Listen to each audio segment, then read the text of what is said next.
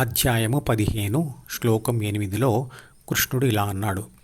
ఆత్మ ఏ శరీరాన్ని అయితే ఇంతకుముందు వదిలిపెట్టిందో ఆ శరీరంలోని మనసు మరియు 5 ఇంద్రియాల కార్యకలాపాలను గ్రహించి అంటే ఆకర్షించి తోడు తీసుకొని తర్వాత మళ్ళీ ఏ శరీరాన్ని పొందుతుందో అందులోకి వెళ్తుంది అని.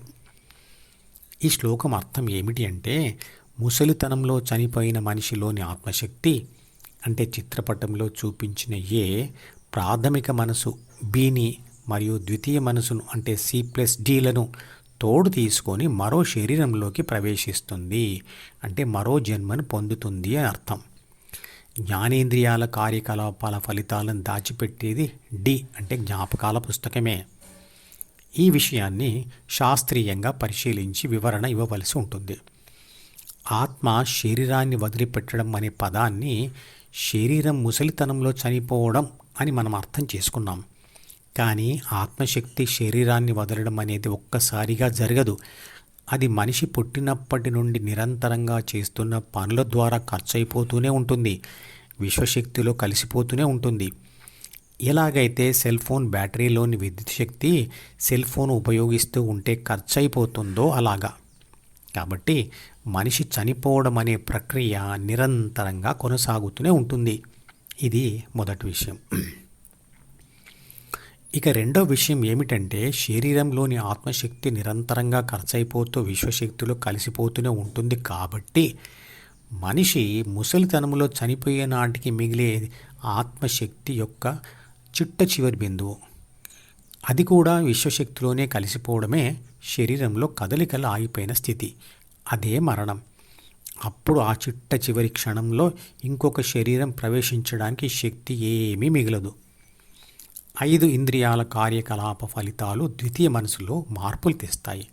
అలా మారిన ద్వితీయ మనసు ప్రాథమిక మనసును అంటే జీన్స్ పుస్తకంలోని రాతలను మారుస్తుంది. కాబట్టి ఆత్మశక్తి తాను పోయేటప్పుడు తోడుగా తీసుకొని పోయేది బి మాత్రమే. ఆత్మశక్తి మరియు జీన్స్ పుస్తకం రెండూ కలిపి న్యూరాన్ కణంలో ఉంటాయి అని మనకు తెలుసు. కానీ ఏ బిని తీసుకొని విశ్వశక్తిలో లీనం కావడం జరగదు. మరి ఆ శ్లోకంలో చెప్పిన విషయాలు తప్పు అంటారా అంటే కాదు. ఒక చిన్న సవరణతో భగవద్గీతలో చెప్పింది నిజం అవుతుంది. ఆత్మ అంటే ఏ బిని తోడు తీసుకొని మరో శరీరంలోకి ప్రవేశించడం అనేది మనిషి చనిపోయిన తర్వాత కాదు.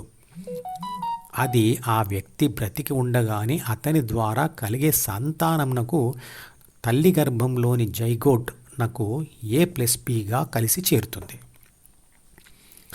శక్తి మార్పిడి సిద్ధాంతం అంటే ఎనర్జీ కన్జర్వేషన్ సిద్ధాంతం ప్రకారం ఆత్మశక్తి నశించదు, పుట్టదు. కానీ అతను బ్రతికి ఉండగా అయితే బితో కలిసి అతని సంతానంకు చేరవచ్చు, లేదా బి లేకుండా విశ్వశక్తిలో కలిసిపోవచ్చు. విశ్వశక్తిలో కలిసిపోయిన ఆ శక్తి ప్రాథమిక మనసు అంటే బి లేకుండా ఏ పదార్థాలలోకైనా ప్రవేశించవచ్చు. బుల్లెట్లోకి ప్రవేశించిన తుపాకీ మందు వలన కలిగిన కైనెటిక్ ఎనర్జీ అంటే గతిశక్తి కూడా అలాంటిదే. మనిషి అంటే ABC DEFతో కలిసి అనుభవాలు పొందిన ఆ అనుభవాల సారంతో అతని ద్వితీయ మనసును మార్చి రాస్తుంది మరియు ప్రాథమిక మనసును మార్చివేస్తుంది. అంటే ఏ అంటే ఆత్మశక్తి మారిన ఆ ప్రాథమిక మనసు బిను తోడు తీసుకొని అతని భార్య A+Bను కూడా కలుపుకొని కొత్త A+Bగా మారి అతని సంతానంకు చేరుతుంది. దీనిని మరింత వివరంగా చెప్పేందుకు ప్రయత్నం చేస్తాను. ఒక చనిపోయిన వ్యక్తి పుట్టినప్పుడు అతని తల్లిదండ్రులు అతనికి ఆత్మశక్తితో పాటు ఇచ్చినటువంటి ప్రాథమిక మనసు B1 అయితే అతని అనుభవాల చేత అది మార్చబడి B2 అవుతుంది. తర్వాత B2 అతని భార్య B3తో కలిసి అతని సంతానముకు B4గా చేరుతుంది. ఏ మాత్రం మారదు, అంటే ఆత్మశక్తి మాత్రం మారదు. ప్రాథమిక మనసు మారడం అంటే ఆత్మ జీన్స్ పుస్తకమును చదవడంలో మార్పు రావడమే. ఆత్మ జీన్స్ పుస్తకాన్ని చదవడంను జీన్ ఎక్స్ప్రెషన్ అంటారు. మార్పు రాకముందు ఆత్మ ప్రాథమిక మనసును చదవడంలో మరియు మార్పు వచ్చిన తర్వాత ప్రాథమిక మనసును చదవడంలో తేడా ఉంటుంది. ఉదాహరణ, ఒక నవలలో దొంగతనం ఎలా చేయవచ్చు అని చదివి తెలుసుకున్న వ్యక్తి దొంగతనం చేసి దెబ్బలు తిన్న తర్వాత ఆ పుస్తకాన్ని మళ్ళీ చదవడు. చదవడం అంటే బిలోని జీన్స్ను ఆన్ చేయడం, మరియు చదవకపోవడం అంటే ఆఫ్ చేయడం. అదే మార్పు తేవడం అంటే. తల్లిదండ్రులకు పుట్టుకతో వచ్చిన జీన్స్ వారి ప్రాపంచిక అనుభవాల చేత మార్చబడి, అంటే కొన్ని ఆన్ చేయబడి మరికొన్ని ఆఫ్ చేయబడి ఉంటాయి. వారిద్దరి జీన్స్ కలిసిపోయి అంటే మార్చబడి వారి సంతానానికి అది ప్రాథమిక మనసుగా ఇవ్వబడుతుంది. తల్లిదండ్రుల ప్రాణశక్తికి పునర్జన్మ అంటే వారిద్దరి ప్రాణశక్తి వారి సంతాన రూపంలో జన్మించడమే. అంటే తల్లిదండ్రుల ప్రాణశక్తి కొంత తరిగి తమ పిల్లల్లో పునర్జన్మను పొందుతుంది. తల్లిదండ్రుల నుంచి వారి సంతానానికి ప్రాణశక్తితో పాటుగా ప్రాథమిక మనసు కూడా ఇవ్వబడుతుంది. ఏబిసి డిఈఎఫ్ దారిలో వెళ్ళి పొందిన ప్రాపంచిక అనుభవం C+D మరియు Bలను మారుస్తుంది.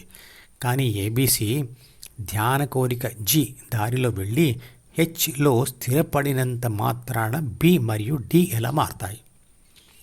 ప్రాపంచిక ఆత్మ హృదయంలో స్థిరపడే ముందు Dను వదిలివేస్తుంది. వాడని ద్వితీయ మనసు మాడిపోతుంది. మాడిన ద్వితీయ మనసు ప్రాథమిక మనసును కూడా మార్చివేస్తుంది. మధుపదం యూట్యూబ్ ఛానల్లోని ప్రతి వీడియోకి ఒక నెంబర్ ఇవ్వబడింది. 1వ నంబర్ వీడియో నుండి మొదలుపెట్టి వరుసగా చివరి వీడియో వరకు చూస్తేనే ఆత్మశాస్త్రం సంపూర్ణంగా అర్థమవుతుంది. ఈ వీడియో డిస్క్రిప్షన్లో ఉంచిన మధుపదం ప్లేలిస్ట్ లింక్ ద్వారా అన్ని వీడియోలు వరుసగా చూడవచ్చు.